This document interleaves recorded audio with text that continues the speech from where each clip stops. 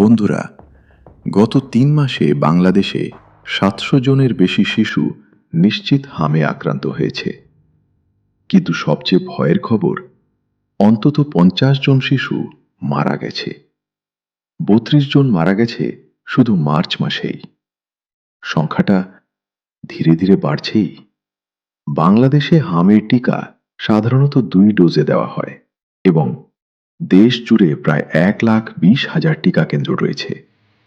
ঢাকার infectious disease হাসপাতালে একাই ৫৬০ জন সন্দেহজনক রোগী।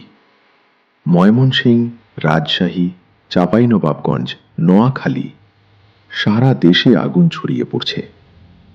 একটা প্রতিরোধযোগ্য রোগ কিভাবে এত বড় আকার নিল? আজকের বিজ্ঞান বাইটে আমরা খুলে বলবো হাম কি, কেন এখন এত ভয়ঙ্কর, আর আপনি নিজে কি করতে পারেন। চলুন শুরু করি। হামির ভাইরাসের নাম মিজলস ভাইরাস, প্যারামিক্সোভাইরাস ফ্যামিলি। একবার শ্বাস নিলেই ছড়ায়।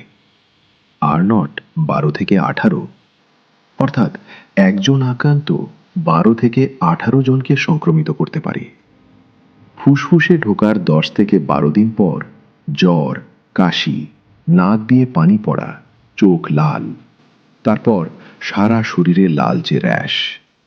কিন্তু আসল বিপদ কমপ্লিকেশন, নিউমোনিয়া, ডায়রিয়া, এনসেফালাইটিস, এমনকি মস্তিষ্কের স্থায়ী ক্ষতি। ম্যালনিউট্রিশনের শিশুদের ক্ষেত্রে মৃত্যুর হার ১০% পর্যন্ত হতে পারে। বিশ্ব স্বাস্থ্য সংস্থা বলে ৯৫% ভ্যাকসিনেশন না হলে হাম ছড়ায়। বাংলাদেশে এখন সেই গ্যাপ তৈরি হয়েছে। ডাইরেক্টরেট জেনারেল অব হেলথ সার্ভিসেসের সাম্প্রতিকতম তথ্য অনুসারে ২০২৬-এর প্রথম ৩ মাসে নিশ্চিত কেস ৬৭৬টি। গত বছর একই সময়ে ছিল মাত্র ৯টি, অর্থাৎ ৭৫ গুণ বেশি। ঢাকা বিভাগে ২৪৫ জন, রাজশাহীতে ১৩৭ জন, চট্টগ্রামে ৯৩ জন, ময়মনসিংহে ৮০ জন। ২০২৫ সালে মেজলস ভ্যাকসিনের প্রথম ডোজ কাভারেজ নেমে এসেছে মাত্র ৫৭%। ৮ বছরের মধ্যে সবচেয়ে কম।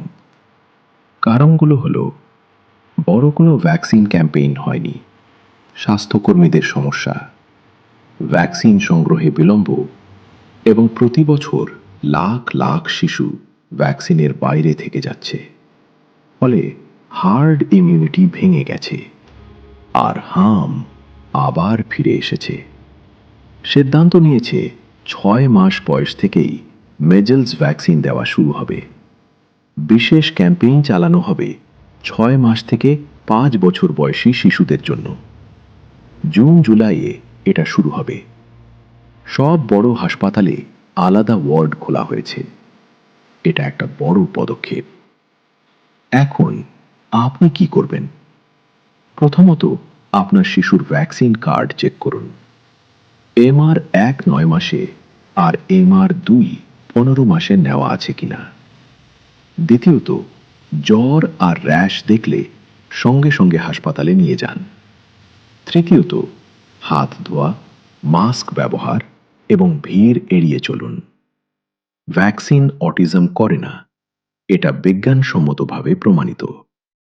প্রতি $১ ভ্যাকসিনে $২৫ সাশ্রয় হয়। ভিডিও ভালো লাগলে লাইক আর শেয়ার করুন।